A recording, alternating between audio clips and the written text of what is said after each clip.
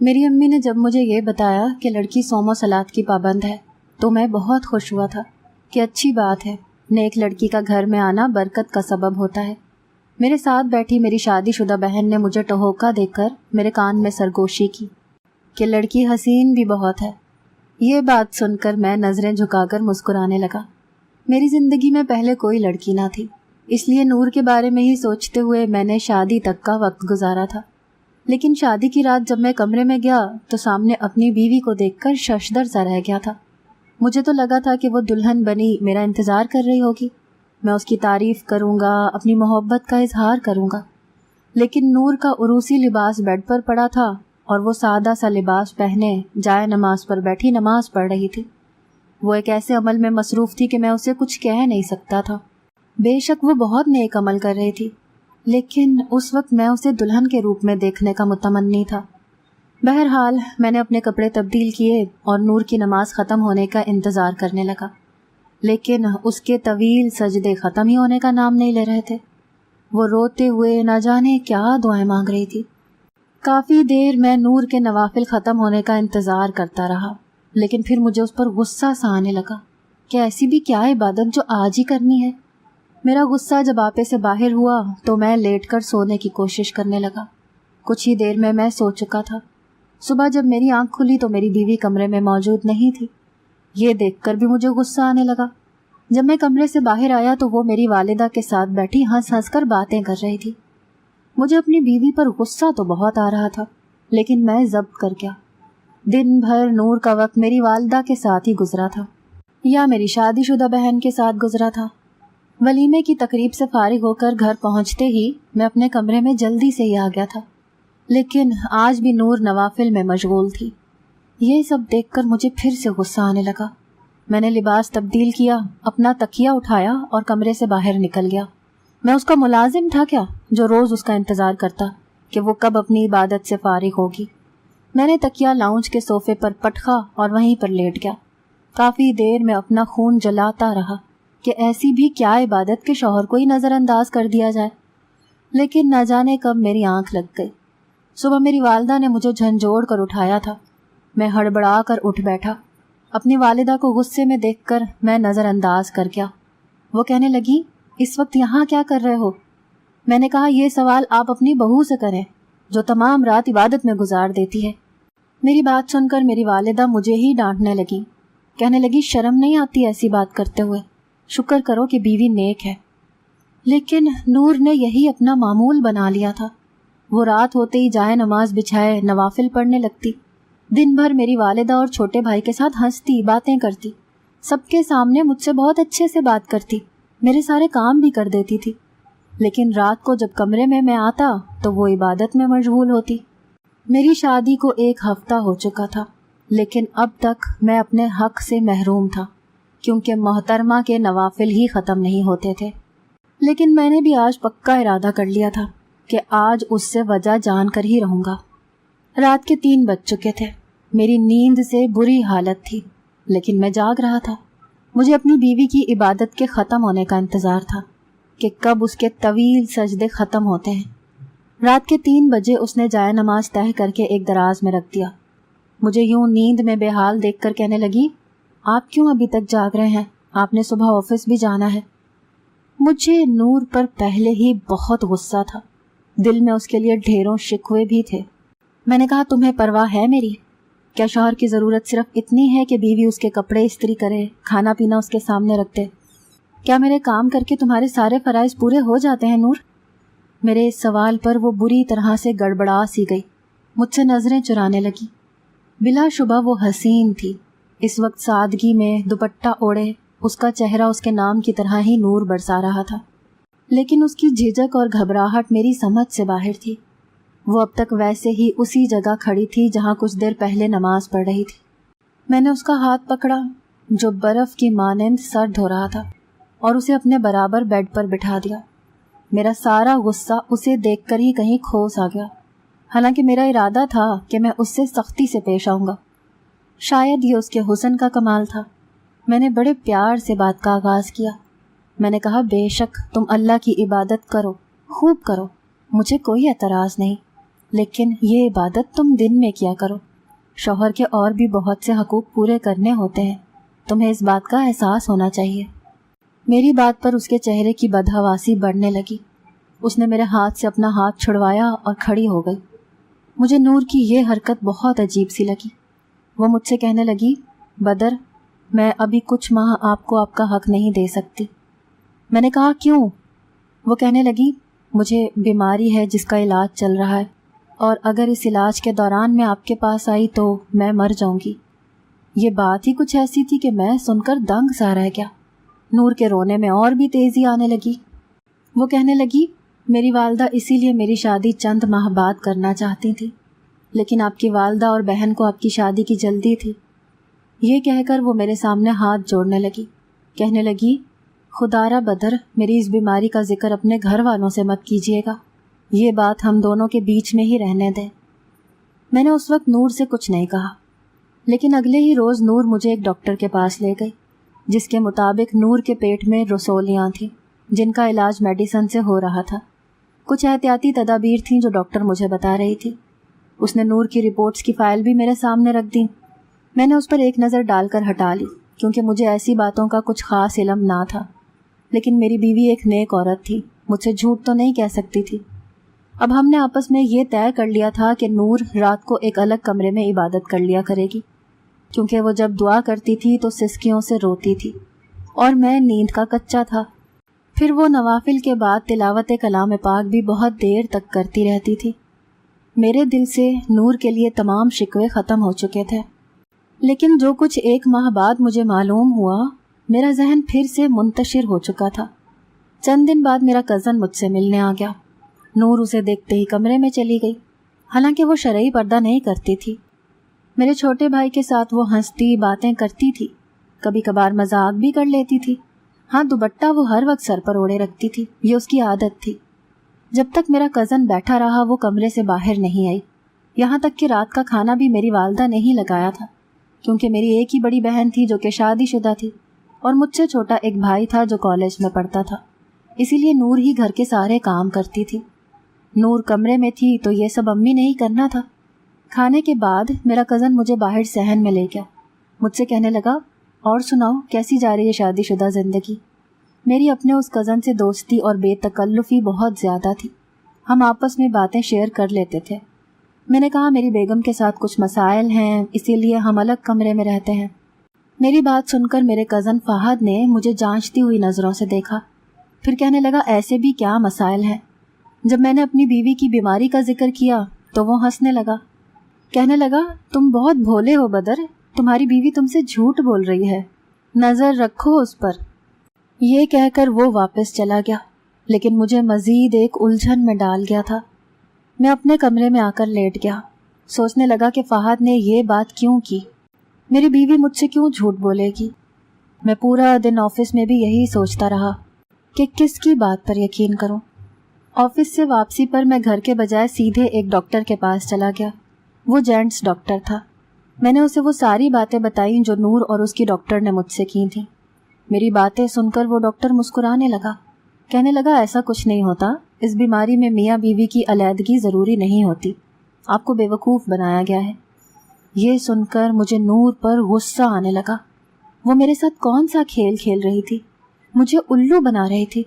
ایک عبادت گزار، تہجد گزار ہوتے ہوئے بھی وہ مجھ سے جھوٹ بول رہی تھی۔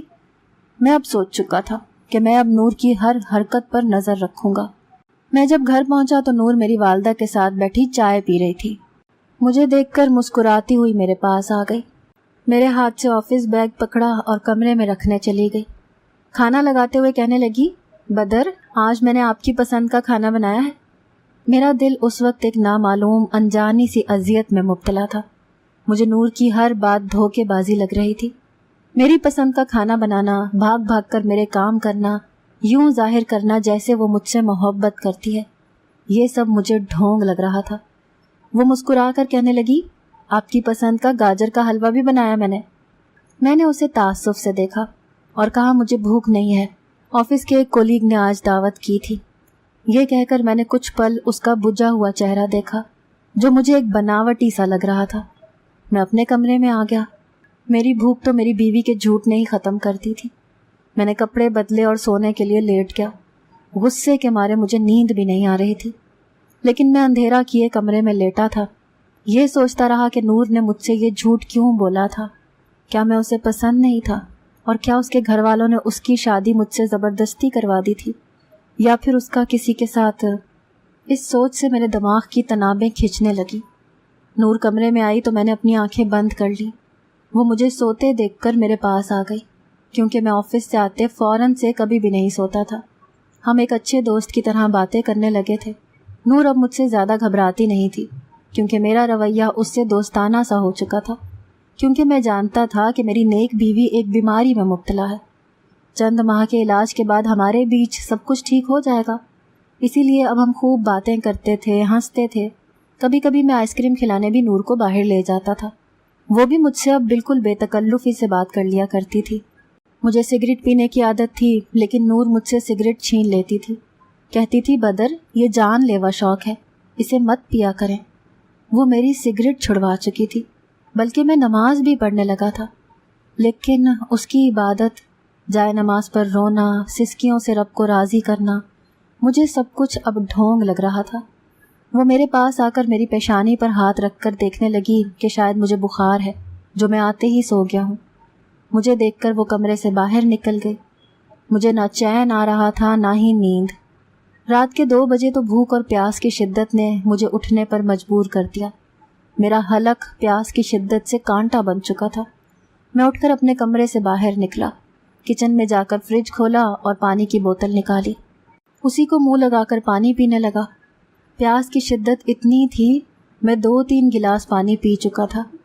पानी पीकर मैंने प्यास और भूख दोनों की शिद्दत को मिटाने की कोशिश की थी। मैं जैसे ही किचन से बाहर निकला, सामने ही नूर का कमरा था, जो एक स्टोर नुमा था। कमरा छोटा था, वहाँ नूर जाए नमाज बिछाए अपनी इबादत किया करती थी। मैं जब वापस अपने कमरे में जाने लगा तो मुझे नूर की सिसकियाँ सुनाई देने लगी। मैं जानता था कि वो रो रो कर दुआएं मांगने की आदी है।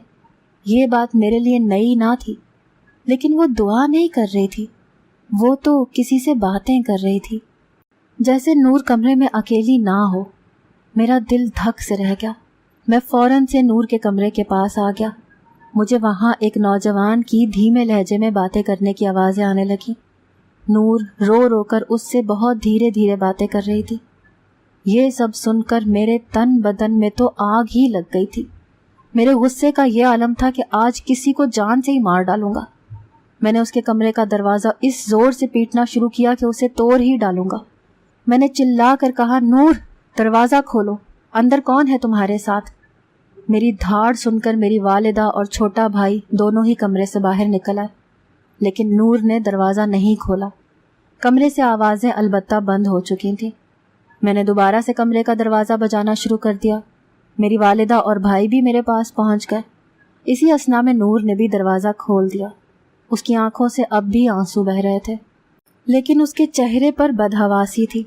उसके चेहरे की रंगत उड़ी हुई थी, क्योंकि मैं उसकी चोरी पकड़ चुका था। मैंने उसे गुस्से से पीछे धकेला और उस स्टोर रूम जैसे कमरे में चला गया। वहाँ एक जाए नमाज बिछा था और पूरा कमरा खाली था। मैंने कमरे में लगे पर्दों को बेदर्दी से पीछे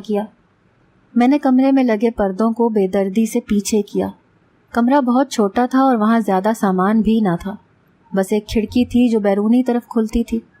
मैंने वो खिड़की खोली और बाहर देखने लगा, लेकिन उस वक्त शायद वो जो कोई भी था भाग चुका था, क्योंकि गली सुनसान पड़ी थी। मैंने खिड़की को दोबारा से बंद किया और नूर के पास आ गया। मेरी वालिदा मुझे गुस्से से देख रही थी। कहने लगी, बदर, तुम्हारा दिमाग तो दुरुस्त है, रात के 2 बजे तुमने क्या तमाशा लगा रखा है? मुझे उस वक्त अपनी वालिदा की बात की होश ही कब थी। मैंने नूर को दोनों बाजुओं से पकड़ा और गुस्से से फुनकार कर बोला, कौन था तुम्हारे साथ इस कमरे में? मेरा बुलंद लहजा और मेरी बात सुनकर वो शायद सांस लेना भूल गई थी। वो रोते हुए नफ़ी में सर हिलाने लगी, लेकिन मेरी वालिदा आपे से बाहर हो गई। उन्होंने मेरी गिरफ्त से नूर को आज़ाद किया और एक ज़ोरदार थप्पड़ मेरे मुंह पर दे मारा। कहने लगी, क्या बक रहे हो तुम बदर? होश में तो हो तुम? नूर जैसी नेक लड़की के बारे में ये सब कहते तुम्हें शर्म नहीं आई? मैंने ताज्जुब से दोबारा नूर की तरफ देखा। मैंने चिल्ला कर कहा, नहीं है ये नेक, ढोंगी लड़की है, अपनी दीनदारी का झूठा नाटक कर रही है। मैंने खुद अपने कानों से इसके कमरे में से किसी मर्द की आवाज़ सुनी है। मेरी बात सुनकर नूर रोने लगी। कहने लगी, मैं कमरे में अकेली थी, मेरे कमरे में और कोई नहीं था। नूर की ज़ुबान से झूठ सुनकर मेरा जी चाहा कि उसका गला ही दबा दूं। मैं उसके पास आया तो वो घबराकर पीछे हट गई। मैंने कहा, शर्म नहीं आती तुम्हें वज़ू में झूठ बोलते हुए? खाओ अपने ईमान की कसम कि तुम कमरे में अकेली थी। मैंने नूर को बड़ी मुश्किल में डाल दिया था, क्योंकि मैंने खुद उसके कमरे में एक गैर मर्द की आवाज़ सुनी थी। इससे पहले कि नूर कोई जवाब देती, मेरी वालिदा हमारे बीच में आ गई। उन्होंने कहा कि इस लड़की की पाकबाजी और शराफत की कसम मैं खाती हूँ। मुझे बहुत अफसोस है बदर कि मेरे बेटे होकर मेरी तरबियत पाकर भी तुम इतनी छोटी और घटिया सोच के मालिक निकलोगे। खबरदार जो आज के बाद तुमने नूर से इस लहजे में बात भी की तो। ये कहकर मेरी वालदा नूर का हाथ थामे उसे अपने कमरे में ले गई। मुझे अपनी वालदा पे हैरत हो रही थी। उन्हें मुझ पर भरोसा नहीं था, अपनी सगी औलाद पर और उस बदकिरदार लड़की पर एतबार था जिसके कमरे में मैंने खुद एक गैर मर्द की आवाज़ सुनी थी। कैसे उस लड़की ने मेरी माँ के दिल में अपनी दीनदारी के झंडे गाड़े थे कि उन्हें मैं गलत लग रहा था और नूर सही। मैं भी यही बातें सोच रहा था जब मेरा छोटा भाई भी बोल पड़ा। कहने लगा, भाई मुझे नहीं पता था कि आप इतनी छोटी सोच के मालिक होंगे। मुझे तो आपको भाई कहते हुए शर्म आ रही है। मेरा दिन का वक्त नूर आपी के साथ ही गुजरता है। उनकी बात अल्लाह से शुरू होकर अल्लाह पर ही ख़त्म होती है। उनकी बातों की वजह से ही आज मैं 5 वक्ता नमाज बाजमात पढ़ने लगा हूँ। और आप ऐसी लड़की पर शक कर रहे हैं? वो भी मुझे ही बुरा भला कहता हुआ अपने कमरे में चला गया। इस लड़की ने मेरे घर वालों पर अपनी नेक नामी की छाप बहुत गहरी डाली थी। मैं अपने कमरे में आ गया, लेकिन उसके बाद मैंने नूर से बातचीत छोड़ दी थी। मेरे उठने से पहले वो मेरे कपड़े इस्त्री करके रख देती थी। सुबह नाश्ता मुझे अम्मी बनाकर देने लगी। रात के खाने पर भी नूर मुझे नज़र नहीं आती थी। मैं खुद भी यही चाहता था कि वो मुझे नज़र ना आए। मुझे अब इस बात का इंतज़ार था कि कब वो दोबारा रंगे हाथों पकड़ी जाए। मेरी अब रातों की नींदें उड़ चुकी थीं। मैं रात को कई बार बाहर आता और कान लगाकर ये सुनने की कोशिश करता कि कहीं किसी मर्द की आवाज़ तो नहीं आ रही। कभी कमरे के बाहर स्टूल रखकर उसके कमरे के रोशनदान से झांक कर देखता कि नूर के साथ कोई है, लेकिन वो अकेली ही नवाफिल पढ़ रही होती और सिसकियों के साथ सजदे में दुआ कर रही होती। पहली बार मैंने ये सोचा था कि आखिर ये यूं रो रो कर दुआ क्यों करती है, इसे ऐसा भी क्या गम है। अब मुझे ये बात भी सताने लगी थी कि वो रोज़ क्यों इतनी बेकुल होकर रोती है, लेकिन मेरे पास किसी सवाल का कोई जवाब न था। एक दिन मैंने ऑफिस से आते हुए रास्ते में उसी लेडी डॉक्टर को देखा जो गाड़ी में बैठ रही थी। मैंने अपनी बाइक उसकी गाड़ी के पास रोक दी। मुझे देखकर वो डॉक्टर कुछ बौखला सी गई थी, जैसे मुझे पहचान गई हो। हालांकि मुझे उम्मीद ना थी कि वो मुझे इतनी जल्दी पहचान जाएगी। मुझे शक में उसी डॉक्टर की बदहवासी ने डाला था। मुझे देखकर वो बेख्तियार बोली, आप नूर के हस्बैंड? मैंने कहा, आप तो मुझे फ़ौरन से पहचान गई, वरना मुझे तो लगा था कि मुझे याद दिलाना पड़ेगा कि मैं कौन हूँ। मेरी बात पर वो तज़ब्ज़ुब का शिकार होने लगी। मैंने कहा, आपने उस दिन मुझसे झूठ क्यों बोला? मैंने अपनी बीवी की दोबारा से सारी रिपोर्ट्स करवाई हैं। उसे कोई बीमारी नहीं है, वो बिल्कुल ठीक है। और जिस बीमारी का आपने जिक्र किया था उसमें भी ऐसा कोई परहेज़ नहीं होता जैसा आपने बताया था। बेहतर है कि आप मुझे सच बता दें कि नूर का असल मसला क्या है, वरना मैं आपके खिलाफ कार्रवाई कर दूंगा कि आप मरीज़ों को गलत गाइड करती हैं। मेरी बात पर वो घबरा गई। कहने लगी, नूर मेरी दोस्त है। मैं ये तो नहीं जानती कि उसके साथ क्या मसला है, लेकिन उसी ने मुझे झूठ बोलने के लिए कहा था। नूर को वाकई कोई बीमारी नहीं है। ये सच सुनकर मुझे ताज्जुब नहीं हुआ था, क्योंकि किस्सा मैं समझ चुका था। वो लड़की सबके सामने दीनदार बनी झूठ पर झूठ बोले जा रही थी। मैं जब घर पर पहुंचा तो अम्मी खाला के घर गई थी। मेरा छोटा भाई भी घर पर नहीं था। उस वक्त बस नूर ही घर पर थी। मैं अपने वक्त मुकर्ररा से पहले ही घर पहुंच गया था। दरवाज़ा नूर ने ही खोला था। उसकी आंखें रोने की वजह से सूजी हुई थी। मुझे देखकर उसने अपनी नज़रें झुका लीं और किचन के अंदर चली गई। उस वक्त मेरे पास अच्छा मौका था कि मैं सच जान सकूं, क्योंकि घर पर मेरे और नूर के सिवा कोई दूसरा ना था। वो किचन में खाना बना रही थी। मैं सीधा किचन में गया और स्टव बंद कर दिया। नूर का हाथ पकड़ा और उसे अपने कमरे में ले गया। वो परेशान सी हो गई। मैंने कमरे में ले जाकर उसे बेड पर धकेला। मैंने कहा, आज घर पर ऐसा कोई नहीं है नूर जो तुम्हें मुझसे बचा सके। मेरी बात सुनकर वो घबरा सी गई थी। मैंने कहा, आज मुझसे झूठ मत बोलना, क्योंकि मैं सच जान चुका हूँ। तुम्हारी उस डॉक्टर दोस्त ने मुझे सब कुछ बता दिया है। तुम्हें कोई बीमारी नहीं है। उस दिन भी अपने कानों से सुनी आवाज़ पर मुझे ज़र्रा बराबर भी शुबा नहीं है। तुम्हारे साथ दूसरी आवाज़ किसी मर्द की थी। मुझे बताओ सच क्या है। मेरी बात सुनकर वो रोने लगी। कहने लगी, सच जानकर आप मुझे तलाक दे देंगे। और बदर, मैं आपसे बहुत मोहब्बत करती हूँ, आपके बगैर जी नहीं सकती। मेरे घर वाले मेरा ये गम भी सह नहीं पाएंगे। मैंने कहा, इसका मतलब तुम्हारा वाकई किसी गैर मर्द के साथ कोई ताल्लुक है। मेरी बात पर वो नफ़ी में सर हिलाकर रोने लगी। कहने लगी, नहीं, बात कुछ और है। मैंने कहा, मुझे सच सुनना है। कहने लगी कि एक बार उसके वालिदैन उम्रे पर गए थे और वो दिन भर घर में अकेली ही होती थी। उसका बड़ा भाई रात को दुकान से वापस लौटता था। सब जानते थे कि दिन के वक्त वो अकेली होती है, इसीलिए एक दो बार दोपहर के वक्त वो अपने कमरे में सो रही थी जब कोई चेहरा छुपाए उसके घर कूद गया और उसके कमरे में जाकर उसकी इज्जत को पामाल कर दिया। अपने बचाव की कोशिश में नूर उस शख्स का चेहरा देख चुकी थी, लेकिन वो उसके लिए अनजान शख्स था। वो उसे बर्बाद करके जा चुका था। नूर ने ये बात किसी को नहीं बताई। वो रो रो कर अल्लाह के सामने दुआएं करने लगी कि वो उसकी इज्जत का भरम रख ले। शादी पर ही जब मेरा कज़न उसे सलामी के पैसे देने आया तो नूर ने उसे पहचान लिया। वो वही शख्स था जिसने उसे बर्बाद किया था। मेरा कज़न फहद, वो भी उसे पहचान गया था। उसने उसी वक्त एक टिश्यू पेपर पर कुछ लिख कर नूर को वो टिश्यू पकड़ा दिया कि वो मुझे नूर के बारे में शक में डाल देगा अगर नूर ने उसकी बात ना मानी तो। नूर डर गई थी, इसीलिए वो मुझसे डरने लगी और रो रो कर यही दुआएं करती थी कि कहीं वो शख्स उसे मेरे खिलाफ बदगुमान न कर दे। इसीलिए उसने ये सब डरामा रचाया था। वो चाहती थी कि खिदमत से मेरा दिल जीत कर फिर मुझे सच से आगाह करे ताकि मैं उसे छोड़ ना सकूं। लेकिन उससे पहले ही एक दिन जब वो इबादत कर रही थी, फहद खिड़की के ज़रिए से उसके कमरे में आ गया। उसे ब्लैकमेल करने लगा। वो उसकी मिन्नत समाजत कर ही रही थी कि वो उसकी जान बख्श दे, वो उसके साथ कोई गुनाह नहीं करेगी। मेरे दरवाज़ा बजाने पर फहद भाग गया था। ये सब सुनकर मैंने फहद को बदकारी के जुर्म में पुलिस से पकड़वा दिया और नूर को अपना लिया, क्योंकि वो वाकई बेकसूर थी।